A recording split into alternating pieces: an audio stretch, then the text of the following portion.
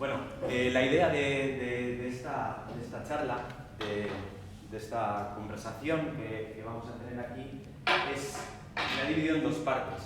Es establecer unos elementos que para mi forma de ver son fundamentales para tener un debate formado sobre lo que es la transición energética, y luego voy a hablar un poco de cómo la transición eléctrica, que es una parte de la transición, está tomando forma en nuestros territorios, ver qué errores desde mi forma de ver se están cometiendo y también ver qué oportunidades tenemos para intentar también crear un relato de transiciones energéticas alternativas frente a la que nos están queriendo imponer, desde mi forma de ver, por una falta total de democracia, de debate, y por eso también de agradecer organizar encuentros como este, porque muchas veces nos faltan espacios para poder dar estas visiones un poco más críticas. Entonces, empezando con la primera parte, me pongo por aquí, lo que serían las notas para la transición energética. Ideas generales. Yo no sé si ya venís con ellas de casa, si algunas de las cosas que voy a contar o son nuevas o no, pero lo que se trata es de generar aquí un conocimiento entre todos y todas. Y me gusta empezar con una serie de preguntas que igual pueden parecer muy obvias, pero que para mí son esenciales de cara a que estemos seguros y seguras de que estamos hablando de lo mismo. La primera sería, ¿qué entendemos por energía? ¿Qué es la energía? Porque yo creo que muchas veces como que lo limitamos a la cuestión de pagar la factura eléctrica, pero realmente la energía en un sentido amplio, y esto está cogido directamente del diccionario, sería, y me voy a quedar con la segunda acepción, sería la capacidad que tenemos de realizar un trabajo. Y entendiendo el trabajo como una cosa amplia, todos los procesos sociales, todo lo que realizamos como sociedad está atravesado por la energía.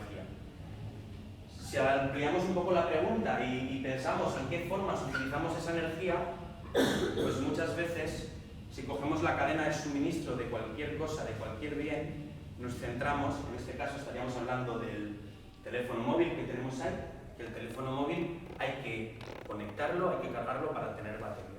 Pero está alimentado de un montón de procesos, tanto antes como después, y todos esos procesos están atravesados por la energía.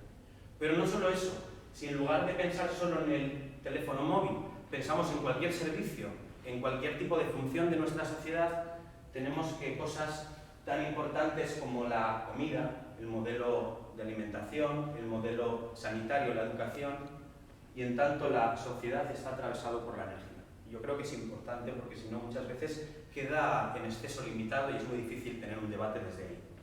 Si analizamos un poco el paso del tiempo, aquí tenemos una foto de cómo ha sido nuestro consumo energético en los últimos 2 siglos y vemos que una de las características que tenemos es que hemos ido añadiendo fuentes energéticas. En la medida en que hemos desarrollado o hemos encontrado nuevas tecnologías, fuentes que estaban ahí las hemos integrado en todos los procesos sociales. Y hemos llegado a un nivel de complejidad en nuestra sociedad que no tiene antecedentes históricos. Esto es una rareza, podríamos tirar la línea muchísimo para atrás desde el principio de las primeras sociedades y veríamos que tenemos en un lapso de 100 y pocos años un boom exponencial en el consumo de energía. Y lo que explica esto es el paradigma fósil, que sería una forma de designar bastante fehaciente de qué sociedad tenemos. Y tenemos que pensar qué son los combustibles fósiles. Los combustibles fósiles es el trabajo del sol realizado durante cientos de millones de años, 300, 400 millones de años, y han condensado de una forma casi mágica ese tiempo solar. Es un tiempo concentrado en el espacio y en el tiempo. Y podemos disponer de él de una manera casi ilimitada. Toda nuestra subjetividad, cómo vemos la sociedad y nuestras capacidades, está condicionado por qué es esto de las fósiles. Y esto es muy importante, muy importante. Si tenemos una fuente tan especial, el modelo social y el modelo energético tiene mucho de esas características. Y de eso quiero hablar ahora. El modelo fósil se basa en las fósiles, que es tiempo concentrado en la escala de cientos de millones de años, que es totalmente gestionable, podemos decidir cuándo encendemos, cuándo apagamos las máquinas, en qué potencia las ponemos a funcionar. Es energéticamente muy densa. Tenemos una central, yo siempre pongo el mismo ejemplo, la central de ciclo combinado que está en Boroa, en Sornocha, tiene 800 megavatios. Si quisiésemos producir esa misma energía con planta fotovoltaica, por ejemplo, Boroa tiene una extensión en el territorio de 10 hectáreas prácticamente. pues esos 800 megavatios, hacerlos con renovables, con solar, harían falta 1.600 hectáreas. Entonces, la necesidad de territorio para hacer esa sustitución tecnológica es tremenda. Y además tiene una necesidad que para que esto sea viable técnica y económicamente, hacía falta siempre grandes inversiones, grandes potencias para que esto funcionase. Y el modelo energético que tenemos a día de hoy tiene estas características. Es un modelo centralizado. Es un modelo que prima la concentración en el territorio, en el número de manos, en el número de actores que lo gobiernan, en la concentración de beneficios. Es unidireccional desde unos pocos centros de producción, como es la central de Boroa, por poner un ejemplo, hacia las personas consumidoras. Las decisiones se hacen exclusivamente en base a coste, a la maximización de los beneficios, y ha interesado que las personas consumidoras sean lo más inconscientes y pasivas e independientes de todo lo que había detrás del enchufe. Y esto es fundamental porque ha hecho que el modelo tenga un poco esta forma. Muy pocos puntos de producción, controlados con muy pocas manos, y una individualización del consumo, y una pasivización de las personas consumidoras. Y esto lo cuento porque esta imagen que he puesto ahí, luego vamos a volver a ella. Esto, independientemente de que nos guste o no, nos parezca más o menos adecuado, ha dado lugar a una serie de consecuencias. Un uso muy desigual de la energía, tanto en el norte como en el sur global, en diferentes zonas, que sería la primera imagen. Desplazamiento forzado de poblaciones para construcción de infraestructura, muy centralizada. Dificultades, problemas para acceder a esa energía. Ahí tenemos el caso de la pobreza energética. Y luego algo que, si nos ponemos a pensar un poco, no hay conflicto bélico en la historia, seguramente, que si rascamos un poco no tenga la componente energética, el acceso a recursos, entendiendo que al final la energía también es los alimentos que tomamos para alimentar y mover nuestros cuerpos máquina. Entonces realmente desde ese punto de vista la energía está en todos los sitios. Y ya digo que esto, más allá de que nos pueda parecer más o menos injusto, llega a unos límites, porque a la vez que están las sociedades, ese metabolismo social, también está el metabolismo de la naturaleza. El planeta está haciendo un montón de servicios, un montón de funciones. Hay un trabajo integrado de procesos que son los ciclos del nitrógeno, del fósforo, la fotosíntesis, que ha hecho que todos los impactos de que todos esos excedentes, de muchas veces en forma de contaminación, de emisiones de CO2, hayan sido absorbidos, ¿vale? Y esto ha funcionado hasta los años 70, donde se rompe ese equilibrio. Y a partir de los años 70 estamos utilizando más planetas, le estamos pidiendo al planeta que haga un trabajo mayor del que puede hacer. La consecuencia es que esto empieza a no funcionar. A partir de los años 70, cogemos un planeta el 1 de enero y el 31 de diciembre dejamos un planeta un poquito más enfermo, porque ya no es capaz de absorber nuestros impactos. En el año 75 esto no se veía de forma generalizada. En los 80 se empezaron a ver los impactos de esta ruptura metabólica en algunas zonas del mundo, donde ya no había acceso a agua, donde los suelos ya no eran fértiles, pero de forma generalizada, a partir de los 90, a partir del 2000, ya hablamos de un problema global. Entonces, es importante que lo que ocurre aquí es que los impactos de la sociedad son mayores que la capacidad del planeta, se da esa brecha metabólica y aparece el problema. Y sobre todo hay que decir que no todos los territorios son igualmente responsables de esta problemática. Hay muchas formas de medir esto. Un grupo de investigadores proponían los 9 límites planetarios, que son síntomas, son igual que la fiebre del enfermo, que hay formas de medir que algo no está funcionando.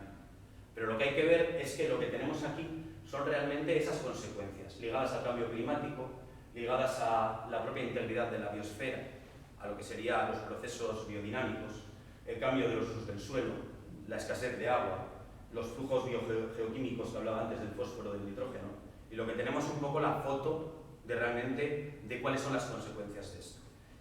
Lo que ocurre es que para el actual sistema socioeconómico, afrontar todo esto significa mirarse las tripas, mirarse realmente que hay una incompatibilidad entre los objetivos que tienen en gran medida las empresas y lo que sería el mantener o el poder conseguir un planeta vivible. Entonces lo que se ha hecho es que de todos estos problemas hay algo que llamamos efecto o visión túnel de emisiones, en las cuales el propio sistema busca una consecuencia de todo esto como el problema y pone soluciones solo para hacer frente a los gases de efecto invernadero, como veremos ahora. Entonces parece claro que toca cambiar de régimen. De ese régimen fósil habría que pasar a un régimen de aprovechamiento de los flujos renovables, pero lo que ocurre es que las características de los flujos fósiles y de los flujos renovables son muy distintas. Hablábamos que los flujos fósiles tenían estas características, podían disponer de ese tiempo en escala histórica a libre disposición para poder satisfacer cualquier deseo de consumo que podamos tener, e incluso interesaba que los deseos de consumo fueran los más altos posibles para mantener el gran negocio que hay detrás de esto. Y de repente llegamos a la idea de que tenemos que aprovechar flujos renovables, que son muy distintos. Son intermitentes, hay radiación cuando hay radiación, hay flujos de viento cuando hay flujos de viento, están muy distribuidos en la geografía y no se puede mover tan fácil como ese barril de petróleo. Un barril de petróleo, 160 litros, una cosa así, yo creo que todas habéis visto, ahí está condensado el trabajo de una persona durante más de 4 años, sin dormir. Entonces, si queremos dejar de disponer de eso y tenemos que disponer de los flujos naturales con su orden natural de reposición, significa que el sistema que vamos a alimentar con eso es muy distinto. La densidad energética es muy baja, lo he hablado antes con el ejemplo de Boroa, la cantidad de extensiones que hace falta para una sustitución tecnológica. Tienen un retorno energético menor. Hay que pensar que nuestra sociedad no funciona con los flujos renovables, las máquinas no funcionan poniéndolas al sol, hace falta tecnología. La tecnología a día de hoy, puesto que está, digamos, producida en un régimen fósil, significa uso intensivo de materiales, uso intensivo de energía, justo en el momento en el que ya hemos dicho que no podemos seguir consumiendo energía de esa manera. Entonces ya no estamos a tiempo para hacer una sustitución tecnológica que lo que supondría es un bocado más en esos recursos que ya hemos dicho que son problemáticos. Voy a hablar un poco ahora mismo de la geopolítica, porque en paralelo a esta visión un poco más física, termodinámica, más de ciencia base, pues ha habido realmente un proceso político.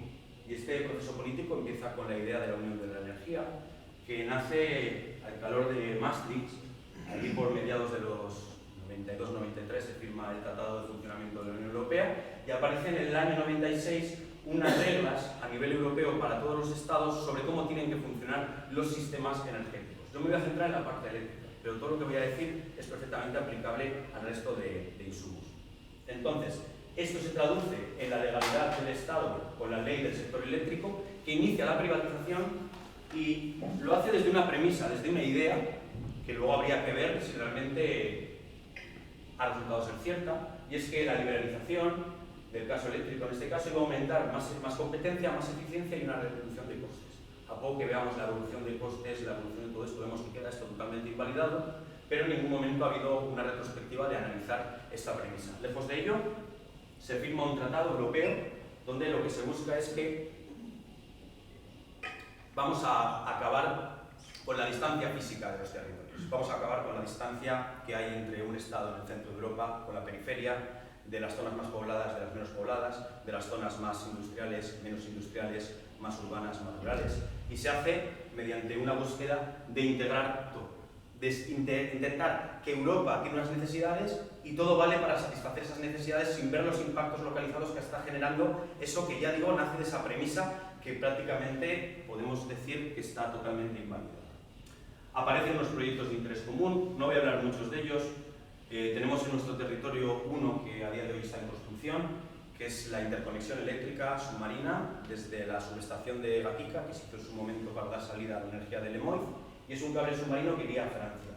Estos proyectos tienen todo tipo de facilidades, financiación, en este caso, el presupuesto inicial era de 1.750 millones de euros, una cantidad que se nos escapa, pero es que esto, que se anuncia en el año 2017, viene con una subvención pública de 1/3 de esa inversión.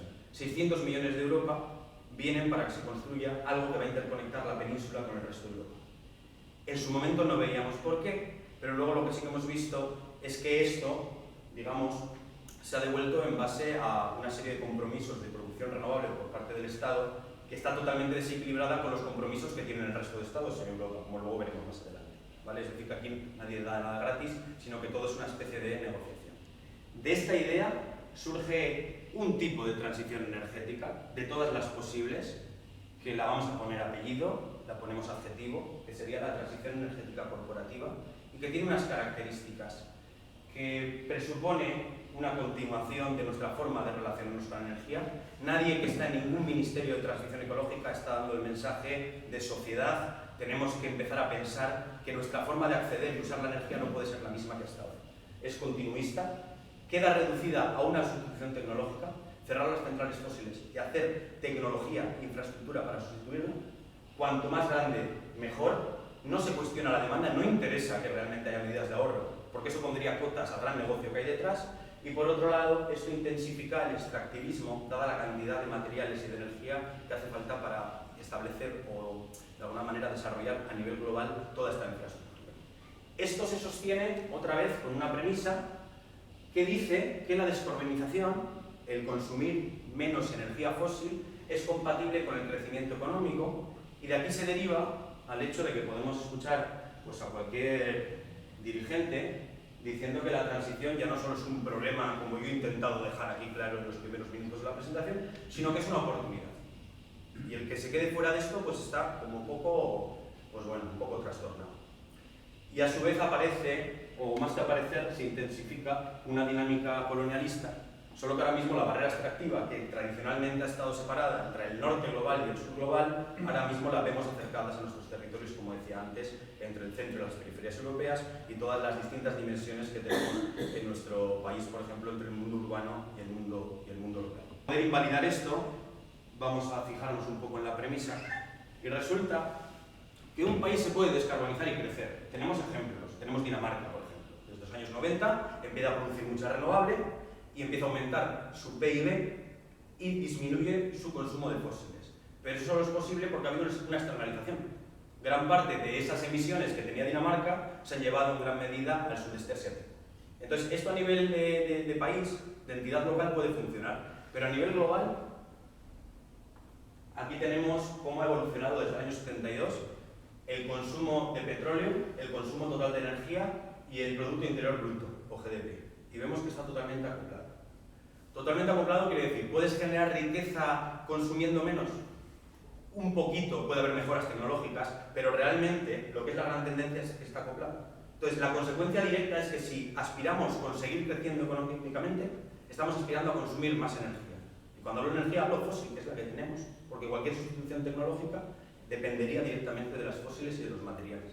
Entonces, esto es importante. Entonces, aquí aparece una pregunta sobre lo que es infraestructura. Y me gusta lanzar esto porque la respuesta a qué es infraestructura va a depender a quien le preguntes. Si preguntamos aquí en la sala, seguramente entendamos una carretera como infraestructura en la medida que nos pueda llevar de un punto A a un punto B en unas ciertas condiciones asumibles. Pero para los actores que están detrás del desarrollo de infraestructura, la infraestructura es una oportunidad de más beneficios económicos, es una herramienta financiera. Todo lo que hemos visto con las burbujas anteriores, como la del ladrillo, lo estamos viendo ahora mismo con la implantación de grandes parques renovables en este caso. Entonces yo creo que esto es muy importante tenerlo en cuenta porque tenemos que pensar quién está marcando la agenda. Y a mí hay una cosa que siempre me ha generado cierta perplejidad, es que yo llevo pues, cerca de 13 años con esto de las renovables, las veía como una oportunidad de emancipación, de transformación real, y este relato de la transición energética corporativa ha hecho que la energía eólica, con todo su potencial, se convierta en esto, por ejemplo. Esto es lo que podemos llamar el megaproyecto energético, que también es importante poner eso de megaproyecto porque ya el objetivo no es la producción de energía, esa es la justificación posterior del para qué, pero la razón real es que es una oportunidad, una herramienta en la que yo meto 10 euros y obtengo 30, por poner un ejemplo, ¿vale? La eólica se convierte en esto, la solar se convierte en esto, y finalmente pues nos metemos en este problema. Hablando de la eólica, que es lo que afecta a vuestro territorio, os podéis preguntar, os habéis dicho que los molinos que están proyectados para aquí son de 200 metros de altura. La realidad es que son de 200 metros de altura porque los de los 150, los de 300 todavía no están listos. Hay una justificación realmente de eficiencia, pero que es muy funcional a la pieza central del para qué del megaproyecto energético. Entonces, claro, todo lo demás, como afecciones a la vida comunitaria, a la biodiversidad, quedan en un segundo plano y se hacen estudios de impacto ambiental, pero siempre de una forma totalmente cosmética. Entonces, ocurre que el objetivo es buscar aquellos sitios donde realmente hay más recursos, llevar infraestructura, hacer una gran red a nivel global para mover esa energía, porque realmente el objetivo de esa energía no es satisfacer necesidades, sino seguir realmente creciendo en consumo. También hay un relato del que luego hablaremos, de que la electrificación y tal, y la realidad es que el consumo eléctrico no ha dejado de bajar desde el año 2008, como veremos luego. El negocio lo pongo como un ejemplo.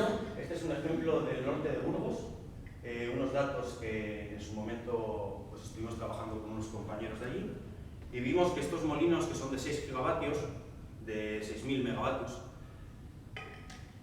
requieren una inversión de 6.500 millones de euros cada molino, prácticamente, una estimación, y pueden producir como poco, los números serían mayores, como 9.500 megavatios hora al año por molino. Esto igual no os dice nada, pero esta gráfica sí que es importante. Os la cuento, porque no la vais a ver bien desde ahí. Veríamos en el eje horizontal el precio de la energía. Cuanto más cara sea la energía, más negocio hay para quien decida poner este tipo de parques, ¿no? Venimos de un escenario donde el precio de la energía ha estado a 450, 500, se saldría de la gráfica. Vamos a ponernos optimistas y pensar que tenemos un escenario futuro donde los precios de la energía están en torno a los 200 euros el megavatio. Con eso tendríamos un beneficio anual de más de 1,5 millones de euros y el retorno de la inversión sería de 3 años, 4 años. O sea, los fondos de inversión, sin pisar el territorio, ponen una infraestructura que les permite recuperar su inversión en 3 años y esto sigue funcionando 25 años. ¿Cuánto queda en el municipio? Los datos de Burgos nos decían que por molino daban al año 5.000, 10.000 euros, de los más de 1,5 millones que generan. Con la ley de transición energética, se hablaba del canon, que habréis oído, y de ahí se habla de 3.800 euros o 5.400 euros por molino, todavía menos de lo que se daba antes. Entonces es importante de cara a que, aunque creamos que no hay alternativa y vamos a sacrificar todo a ese sueño de seguir consumiendo igual, habría un tema también de la justicia económica, del gran negocio que hay aquí, sobre todo para gente que no va a estar afectada para nada por este proyecto. O sea, en Capital no sé dónde tiene la sede, no sé si habrá venido alguien en la subcontrata, venir un día al monte y tomar 4 notas, pero esto es lo que tenemos. Entonces, el megaproyecto energético al final lo que deja, lo que socializa son impactos naturales en la avifauna, ruidos muchas veces no sensibles quiere decir que nos afectan a la salud, aunque no seamos conscientes realmente de poder llegar a escucharlos, pero realmente una cosa que está ahí de continuo. Los efectos de las luces nocturnas, depreciación del valor de las propiedades y conflictos. Hay muchos proyectos que ya sabemos que no se van a hacer. Ya sabemos que incluso no hay interés de hacerlos. Realmente basta con que estos proyectos consigan un permiso de conexión a una subestación para que eso aparezca en las páginas naranjas o salmón de los periódicos de economía y suban las acciones en bolsa. Y esa iniciativa se pueda pasar de un lado a otro, hacer paquetes, todo lo que vivimos realmente con el ladrillo. Entonces, esto nos debería preocupar porque si la transición energética es tan importante, no podríamos permitir que caigan las mismas lógicas tan perversas en las que hemos tenido todas las burbujas en los últimos 20 años. Entonces, eso ya para empezar. Voy a pasar a la segunda parte, menos abstracta, más aterrizada, un poco en el mundo eléctrico. Quiero también que sea pedagógica para que entendamos muy bien lo que nos cuentan y veamos que no es tan así. Este es el punto de partida. Tenemos un sistema que hemos heredado de lo fósil, donde esas pocas centrales fósiles, que eran pocas por necesidad, porque eran muy densas energéticamente y porque estaban en manos de pocos actores, ya falta que estuviesen realmente muy centralizadas, una gran red de transporte que tendríamos en esa mancha verde, que son las líneas de alta y muy alta tensión que vemos desde las carreteras, bajaría la tensión a las redes urbanas y allí alimentaríamos las necesidades energéticas de los hogares, de la industria, de las ciudades y de los pueblos. Se entiende más o menos. Una característica es que la energía solo se mueve desde la izquierda hacia la derecha. Y ha interesado de que las personas, los agentes de la derecha, sean lo más inconscientes posible de lo que había detrás. No vaya a ser que pudiesen algún tipo de límite a sus anhelos de consumo. Esta imagen todavía es un poco abstracta, la llevamos a la realidad de la comunidad autónoma del País Vasco. Ahí represento en rojo donde estarían los consumos, son los pueblos y las ciudades. Vemos manchas en el Gran Bilbao, en la zona de Gasteiz, en Donostialdea, otras zonas, por la zona del Plan Pesado, donde está la industria, donde vive la gente. Y ahí estaría realmente el objetivo, la justificación de un sistema energético. Llevar energía a la gente que la necesita para desarrollar sus vidas, tanto a nivel personal como también a nivel económico. En el paradigma de lo fósil, pocas centrales, las marco ahí. No están todas, pero más o menos ese es el orden de magnitud. He marcado la de Boroa para que la identifiquéis, porque la he mencionado varias veces. Y para poder llegar la energía de esos pocos puntos a esos muchos puntos, de esa poca generación a ese gran consumo, ha hecho falta por necesidad grandes redes de alta tensión. La red de alta tensión se construye, tiene un gran impacto, son torres de 80, 90, 100 metros, se construye cuando queremos que la energía no se pierda por el camino, no se pierda poco. Entonces parece que podía tener cierto sentido cuando lo fósil nos obligaba a tener pocos puntos de producción. Hay un elemento muy importante que son las subestaciones. Las subestaciones son las puertas de entrada y salida de este sistema eléctrico. Hay subestaciones cerca de las zonas de gran consumo, cerca de las zonas industriales y cerca de donde ha habido parques de generación, donde ha habido centrales. Entonces esto es muy significativo pues porque realmente cualquiera que quiera a día de hoy entrar en esta red, en este digamos, mercado de la energía, tiene que llegar hasta esos puntos. Y podríamos ver realmente en nuestro caso cuál sería el más cercano, seguramente sea Hernani, Aspeiti o ¿de acuerdo? Pichasso, que sería el punto más paradigmático, pero ya más para el interior. El tema es que la foto que nos queda es esto. Este es el modelo energético centralizado y se parece a la imagen que yo os había puesto al principio, por eso era importante, ¿vale? Entender que aquí están condensadas la naturaleza, la esencia de lo fósil. Entonces vamos a ver realmente hasta qué punto debemos utilizar esto para esa transición, para ese cambio tecnológico, para el cual yo creo que a día de hoy hay cierto consenso. No total, pero hay cierto consenso. La energía eléctrica. Esta es la evolución del consumo eléctrico del Estado a lo largo de los últimos 12 años. El pico de consumo, el momento en el que más se consumió, el año que más se consumió fue el 2008, justo antes de la crisis. En concreto, en Navidad, el 24 de diciembre por la noche, hubo un pico de 43 gigavatios. Quedaros con este número, 43, luego volveré a él. Eso es lo máximo que ha demandado todo el Estado español en un momento de electricidad. Entonces, ¿hacia dónde vamos? Pues lo que hemos visto es que esta transición queda limitada, por un lado, a la sustitución tecnológica, en tamaño, en forma, en el no cuestionamiento del modelo. Ahí aparece la figura del megaproyecto muy funcional por las razones que he comentado antes, y lo que hay es un auténtico enigma, por no decir otra cosa, sobre qué vamos a hacer con el consumo. No hay ningún tipo de proyecto sólido de cómo reducir el consumo a lo que nos pueden dar las renovables. Entonces, lo que decía al principio, la transición energética corporativa quedaba reducida a una sustitución tecnológica e intentar aplacar a aquellas comunidades que se plantean a esto, porque en principio esto es beneficio común. Y este es también un poco el relato que estamos intentando poner en cuestión. Entonces, voy a hablar de los objetivos renovables del Estado. Hay una cosa que se llama Plan Nacional Integrado de Energía y Clima. Todos los estados de la Unión Europea tienen su Plan Nacional Integrado de Energía y Clima, o PNIE. En el caso del Estado español ha sido actualizado recientemente, no me ha dado tiempo a meter estos nuevos números, pero tendríamos estos objetivos para el 2030. Para el 2030 se quiere instalar 90 gigavatios. 90 gigavatios nos puede parecer mucho o poco, repito. El máximo consumo puntual que tuvo el Estado se dio en esa noche buena del 2008, que fue de 43. Aquí estaríamos hablando de duplicarlo. Y sobre todo teniendo en cuenta de que todavía no hemos sido capaces que los nuevos parques hagan que las centrales fósiles se cierren, porque siguen funcionando. Tenemos un fenómeno de adición productiva. Entonces realmente esto es algo a considerar, pero hay una cosa todavía un poco más problemática. Esta es la situación actual de eólica y fotovoltaica en el Estado. En la actualidad estamos generando como cerca, un poquito menos de 50 gigavatios.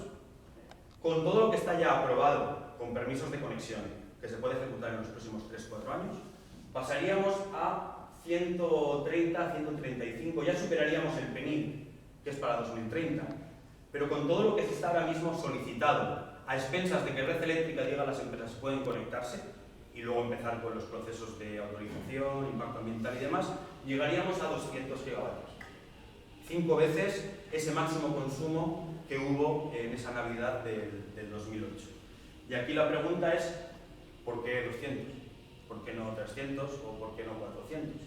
La realidad es que esa red eléctrica de alta tensión no permite que entre más. Tiene una capacidad, son como tuberías.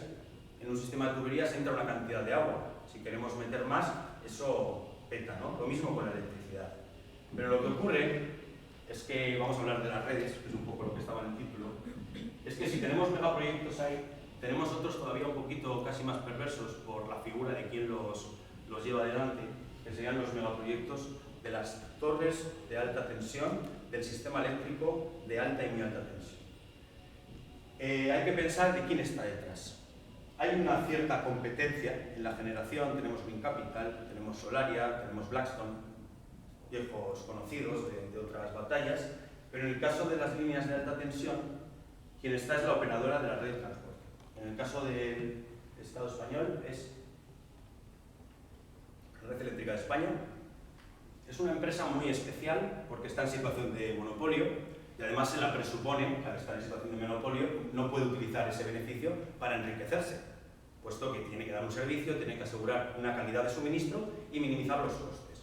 Pues bien, si vemos todas las operadoras de la red de transporte, cada país, cada Estado miembro tiene una, pues en el caso de España un 20% es público y un 80% es privado.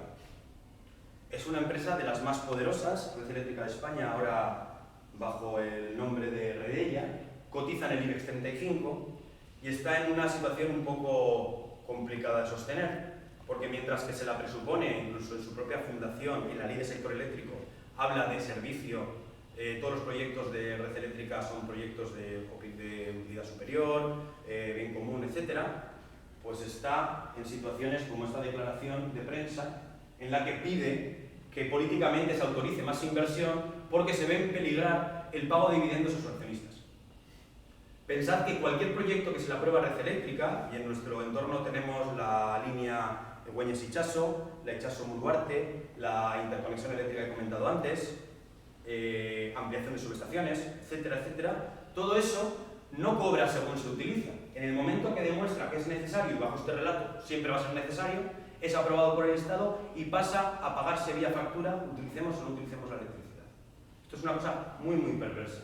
Entonces esto yo creo que lo tenemos que tener en cuenta, porque si hemos dicho que la red actual permite 200 gigavatios, que es 5 veces más de lo que puntualmente demandamos en el año 2008, pues hay un mecanismo de planificación de recrecimiento ilimitado de la red de transporte. Esta es la planificación de la red eléctrica y busca, para que no sea posible que un inversor no pueda inyectar a la red y vender su commodity, su electricidad, que esto no pare de crecer. Tenemos aprobada la planificación 2021-2026 y ya han empezado las consultas para la siguiente, que sería 2027-2032. Entonces esto es algo, si entráis en la página planificacioneléctrica.es, veis todos los proyectos que están, digamos, ahora mismo auspiciándose en este momento en el que estamos. La línea de interconexión eléctrica sería uno de ellos, la Güeñes-Itxaso, el Itxaso-Muruarte, todo esto estaría dentro de este plan, que en nada, en cuestión de un año y medio, vamos a tener una actualización para que siempre pueda acabar cabiendo más energía. Pero esto no es la transición del Estado ni de la península, sino que es un tema que tiene que ver con Europa. Y yo os decía que cada Estado miembro tenía un plan, unos objetivos de producción renovable, el PNIE. Hablábamos que en el caso del Estado era como cerca de 90 gigavatios. Con la nueva actualización me parece que nos ponemos en los 130, iríamos sobrados, por lo que se estaba poniendo, porque hablábamos de 200 y pico. Pero vemos que hay un gran desequilibrio entre las ambiciones de producción renovable que tiene comprometidas el gobierno con Europa. Entonces, ¿esto cómo puede ser? Esto explicó de un plumazo el cómo pudo ser que cuando se anunció la interconexión eléctrica en el año 2017, un tercio era pagado por dinero público desde Europa. Había un interés político, geopolítico, de una producción de excedentes para su explotación, para su mercantilización y su movimiento a nivel transeuropeo. Esto hace que haya una serie de proyectos de interconexión, uno que ya ha empezado la construcción, la línea submarina que os comentaba, otro que iría desde la zona de Muruarte, en Iruñaldea, hasta la zona de interior de las Landas, y otro desde el norte de Zaragoza, Ejea de los Caballeros, también hacia el sur de Francia. Esto es un poco la medida, o digamos, la moneda de cambio que nos permite entender cómo fue posible que en el año 2022, de repente, a España y a Portugal les permiten cambiar las reglas por las cuales se fija el precio de la luz, o sonar el tema del tope de gas. De repente aquí nadie dice nada, pero España y Portugal pueden poner mecanismos excepcionales para que el gas no afecte tanto a las facturas. Eso es un mecanismo de negociación, porque luego venía esto. Pues hay un interés, cuando hablamos de colonialismo energético, desde luego que es un término provocador, sobre todo entendiendo lo que ha sido históricamente el colonialismo, pero es lo que estamos viendo. Y lo que hay es entender Europa como una realidad plana, como un único punto donde hay un consumo y todo vale para satisfacer ese consumo de una forma totalmente artificial. Entonces yo pregunto, a nivel energético, ¿qué es la Comunidad Autónoma del País Vasco? Porque desde un punto de vista de los planes de transición parece que es esto. Es un ente territorial que consume, y estos son datos del 2022, 14.000 gigavatios hora de electricidad. ¿Esto es realmente la realidad? ¿O la realidad se parece algo más a eso? Aquí simplemente he repartido ese consumo eléctrico por pueblos, por realidades territoriales. Y esto es muy importante, porque en la medida en la que juguemos al espacio abstracto, a diluir las diferencias, a entender que los Pirineos no existen y que todo desarrollo tecnológico puede pasar por encima de esos condicionantes que son reales y los que han, de alguna manera, condicionado todos los desarrollos históricos, ahora mismo esta visión tecnológica es, vamos a olvidar esto. Porque en el momento en el que pues, os podéis buscar por ahí el consumo eléctrico que podemos tener aquí, ¿somos capaces de lo que consumimos? ¿De qué vida sostenemos? Podríamos empezar a plantear qué parte de nuestro territorio vamos a sacrificar, vamos a vender para que esto siga siendo posible. Porque en la medida en la que los impactos son alejados de los puntos de consumo que son los responsables, la gente de Bilbao es totalmente ajena a este problema. Por lo cual yo siempre digo, yo vengo de Bilbao, de coger ese consumo de Bilbao, que es cerca de 933 gigavatios hora al año, y pensar pues, cuántos molinos ponemos para seguir viviendo así. Porque ahí habría un debate muy interesante. Pues mira, el Chanda nos lo quitamos, el Arnotegui, el Ganico Horta, y seguimos consumiendo igual. ¿Es suficiente? Entonces, el tema de la suficiencia, el tema de que si vale con las cubiertas, está muy vinculado realmente a este ejercicio que es de responsabilidad, incluyendo la industria. Claro, la industria está muy centralizada, pero lo que no podemos hacer es que la industria juegue a este juego de trilero para que no veamos que seguir consumiendo así tiene unos impactos importantes. Aquí hay un ejercicio pedagógico muy interesante que nos abre la posibilidad de ver cosas que ya estaban ocurriendo históricamente, solo que los impactos estaban muy lejos. Ahora mismo los tenemos aquí. Entonces, cuando hablamos de esa soberanía energética, de esas formas de entender las necesidades de energía en territorio, para mí este es el mapa que hace falta. Y habrá que ver qué acuerdos solidarios habrá que tener entre los territorios más industriales que también dan trabajo, etc. Pero siempre planteando de que la energía tiene que nacer desde la demanda, no desde la oferta. Porque como está haciendo ahora es que hay un gran mercado, tú produce y ya encenderemos todos los ansias de consumo para que esa oferta siempre tenga compradores, que es la forma en la que se está haciendo a día de hoy. Entonces, para mí esto es más interesante y la siguiente pregunta sería ver cómo generar esta energía. Y esta realidad se inscribe en el modelo físico que hemos heredado. Esto no está suelto en el aire, sino que se habla con toda esa red eléctrica que ya tenemos. O sea, no se trata de tirar las torres, de reciclar el cobre y empezar de cero, sino a partir de este momento, ¿qué es lo que hacemos? Entonces, aquí, lo que nos toca sobre qué transición energética, pues yo pongo el ejemplo de Solaria porque, bueno, pues también nos ha tocado unos proyectos muy salvajes de Solaria. Solaria tiene un plan de construir 25 o 30 plantas fotovoltaicas de 50 megavatios en Álava para que sean desalojados en el puerto de Bilbao. Es un ejemplo muy claro de cómo estamos jugando a alejar lo suficientemente los consumos para que el relato que quede es esta gente de los pueblos que no quieren que hagamos la transición. La oposición a una transición que pasa por encima de los límites ya no solo es que sea legítima, sino que es necesaria para no seguir avanzando a esta velocidad hacia el abismo. Entonces esto es muy importante. La transición de Solaria son conectar 1.400 megas a Bilbao, una conexión que se ha liberado en Vitoria, 400, para meter más parques, y una cartera de más de 25 proyectos que serían más de 1.000 megavatios, para llenar prácticamente algo que creo que es el 7% del suelo de Álava, que realmente es justo el sitio donde está dando de comer este pequeño país. Entonces ahora mismo la movida es gorda y el sábado va a haber una manifestación en Gasteiz a las 6 de la tarde, desde la plaza de Bilbao, pues para decir no a este modelo concreto de transición basado en el megaproyecto. Entonces, esas otras transiciones justas desde los territorios exigen eso, justicia territorial y responsabilidad de los consumos. Ser conscientes de que si queremos consumir de la misma manera que lo hemos hecho hasta ahora, nos vamos a tener que acabar yendo de nuestro país para que quepan todas esas máquinas. Entonces yo he hecho ahí un poco unos círculos rojos, o unos perímetros rojos alrededor de los pueblos para que veamos que hay un trabajo muy importante de desde dónde empezar la transición, de entender qué demandas tiene el territorio. Llega con el espacio físico que tienen los pueblos. Empezamos a subir, ¿hace falta megaproyectos? ¿Cuántos? ¿Hace falta conexiones entre esos pueblos? Lo que está claro es que la red eléctrica da de sobra para poner en marcha un plan de transición energética, democrática y justa. Voy a meter ahora un inciso que me parece muy importante, porque muchas veces, como hay un objetivo primero, que es la rienda suelta a los ánimos e intereses del capital privado, se hablan con muchas cosas que además muchas veces tiran de lo emocional, como pueden ser temas de soberanía. Y cuando se habla de red eléctrica y soberanía, hay que tener en cuenta una cosa. Esto es otro esquema parecido a lo de antes. En azul es la línea de muy alta tensión, 220-400 kilovoltios, la que he dibujado antes.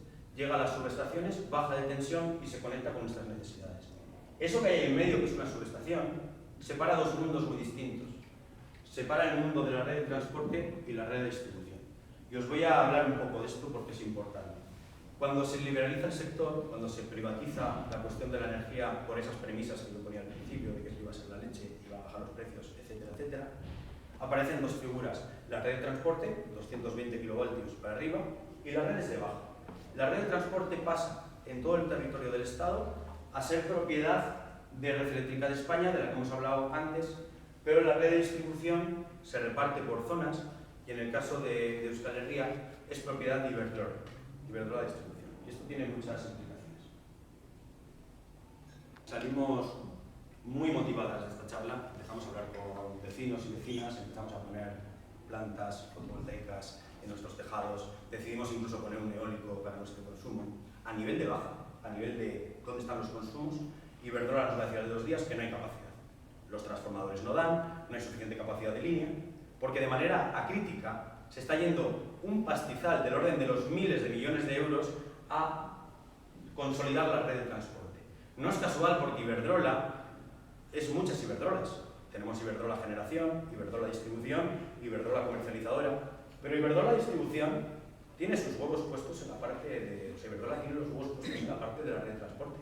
¿Por qué? Porque una red de distribución fuerte permite que todo el mundo pueda producir energía, que todas podamos participar. En cambio, si lo que alimentamos en la red de transporte es necesario sí o sí ir a la escala de los 50, 100, 200 megavatios, y allí solo unos pocos pueden entrar por las necesidades de capital. Entonces, una transición energética democrática requiere, de alguna manera, que vayamos recuperando esa red de distribución, porque la red de distribución lo condiciona prácticamente todo. Nosotros podemos poner unas placas fotovoltaicas, con en este caso un eólico, ahí, en el lado de la red de transporte o en el lado de la red de distribución.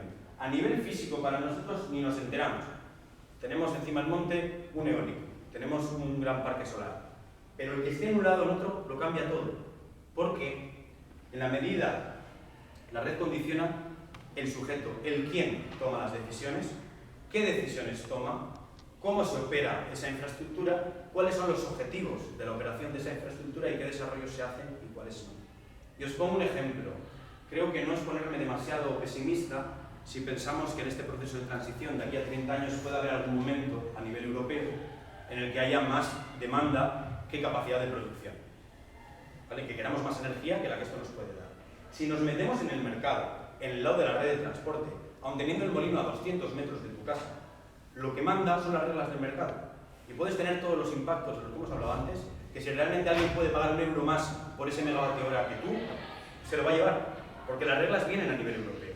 En cambio, si fuésemos capaces de hacernos fuertes con la red de distribución, y el caso es que tenemos a Iberdrola ahí en medio, da unas oportunidades muy interesantes, porque en un momento de escasez sí que sería posible, por ejemplo, y lo pongo a modo de ejemplo, esos contadores inteligentes que tenemos en casa, poner un tope de un kilovatio. No hay energía toda la que queramos, pero todo el mundo puede tener acceso a la energía. Eso se puede hacer con modelos que realmente son soberanos. Entonces muchas veces se reduce lo soberano, vamos a producir nuestra energía, pero dentro del mismo modelo, con los mismos objetivos, con las mismas necesidades de esa red transeuropea, que además lo que busca es crecer y conectar los estados para deslocalizarlo todo. Entonces lo que yo apuesto es vamos a relocalizar, vamos a ver qué necesidades tenemos, etcétera, etcétera. Y voy a acabar, que llevo ya un rato largo, con unas reflexiones para otra transición energética, que no es algo concreto. Son muchas, pero que son distintas y tienen que tener estas características. Tenemos que hablar de energética justa y posible. Posible porque no nos olvidemos, que muchas veces pasa, ¿no?, que hemos partido del entender que las renovables no nos pueden dar los mismos que las fósiles. Entonces, si le pedimos eso, es un plan que nace muerto. Lo que pasa es que desde que realmente podemos hacer el diagnóstico, aunque hasta que se empiezan a ver las consecuencias, pueden pasar décadas. Pero realmente nos estamos metiendo campo a través, y nos estamos enganchando de zarzas y nos la estamos liando. Entonces, lo que habría que entender muy bien es un planteamiento desde abajo, desde las necesidades, desde los territorios. Y esto no es nada loco, que es pensar el para qué de un sistema energético, en este caso eléctrico, para las necesidades. Y así surgieron los sistemas eléctricos. Allá por principios del siglo pasado aparecieron los primeros saltos hidráulicos, fábricas de luz, las llamaban en algunos sitios, porque había unas necesidades. Y había necesidades cercas y se fueron llevando mediante líneas esa energía. Llegó un momento que después de la Segunda Guerra Mundial, como hemos visto antes, que el crecimiento económico estaba indexado al consumo, quien quiere crecer tenía que consumir. Entonces ya no interesaba ver cuáles son tus necesidades, sino generar oferta, generar producción y encender las ganas de consumir. Y este es un proyecto político, cultural, etc. Hemos identificado el bienestar, la felicidad con nuestros niveles de consumo y eso es muy difícil de deshacer, pero está ahí. Porque todos pensamos que para ser felices va a estar asociado al nivel de consumo, eso no es casual. Aquí aparece el tema de la suficiencia, que decíamos antes, y yo creo que es muy importante y volveremos a ello. Entonces, el objetivo es la demanda, tenemos que entender la demanda. ¿Qué demanda quiere decir Turquía? ¿Qué demanda quiere tener? Según qué niveles de demanda, ¿qué tenemos que sacrificar de nuestro territorio para ello? Ahí hay un debate, no estaremos de acuerdo, pero habrá que construirlo. Y vamos a poner los números desde lo local, desde abajo. Entonces esto es muy importante, ahí lo he puesto de manera metafórica, porque realmente las fósiles es energía solar, pero hemos cogido los rayos de sol de 300, 400 millones de años, los hemos metido en un barril y los podemos usar cuando queramos. Eso es una locura, no somos ni conscientes de la rareza y excepción histórica que es eso. Y ahora mismo tenemos que aprovechar los ciclos, y no se trata de vivir del sol, porque tenemos formas de acumular esa energía. Una forma es la madera, los saltos hidráulicos, podemos hacer almacenamiento distribuido. Hay que conocer bien realmente qué tipo de modelo socioeconómico podemos mantener con los recursos que tenemos, que no es la tecnología, son los flujos naturales. Habrá que desarrollar tecnología, pero ojo, porque el desarrollo tecnológico actualmente significa seguir incidiendo en todos esos consumos que nos han llevado al diagnóstico inicial. Y esa es la madre del cordero. Y si obviamos eso, no hay debate. Por eso yo pongo lo de notas para una transición energética, porque a veces no tenemos tiempo para debatir y nos sentamos y parece que estamos comprando una serie de presupuestos que no están fijos. Yo ya de un tiempo a esta parte, cada vez que empezaba yo un debate de este tipo, para mí era muy importante decir, oye, ¿estamos de acuerdo de esto, esto y esto? Lo que he contado al principio. Normalmente, si alguien sabe, te va a decir que sí. Pues todo lo que me vas a contar a continuación no vale. Porque lo que hacemos a veces es, como no puedo con la realidad, cojo la parte de la realidad, hago un discurso técnico-político y lo vendo. Lo que pasa es que, claro, nuestra capacidad de comunicar está mucho más limitada. Yo vengo aquí y estamos 30 personas, pero Solaria te pone un plurireportaje a 2 páginas, una infografía a todo color, en todos los diarios de Vocento, etcétera, etcétera. Y contra eso, la correlación de fuerzas es muy desigual, muy desigual.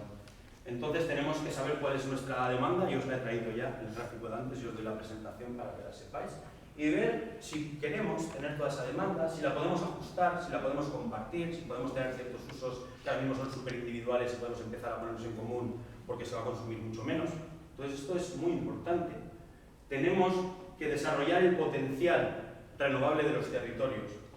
Los tejados no son suficientes, es algo que tendremos que decir. La suficiencia es una trampa porque la suficiencia viene constituida culturalmente. Nadie que sea hijo de su época, a no ser que vea una gran desigualdad frente al vecino, va a pensar que lo que tiene no es suficiente. Se ha construido, entonces es una trampa. Es que no es suficiente para lo que queremos consumir. Ojo, hemos hablado de lo que queremos consumir, esto es muy importante. Y luego dar herramientas para su desarrollo, porque nos dirán que las tenemos.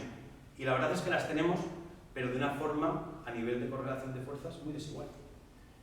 La interconexión eléctrica, de una forma totalmente opaca, se ha llevado, inicialmente eran 1.750 millones de euros, el presupuesto actual, y quedan 5 años de obras, ya es de 3.100 millones de euros. Yo me atrevo a pensar todo lo que podríamos hacer de los territorios con eso, por poner un ejemplo. ¿A dónde han salido los fondos de recuperación, los Next Generation? ¿A qué tipo de modelo?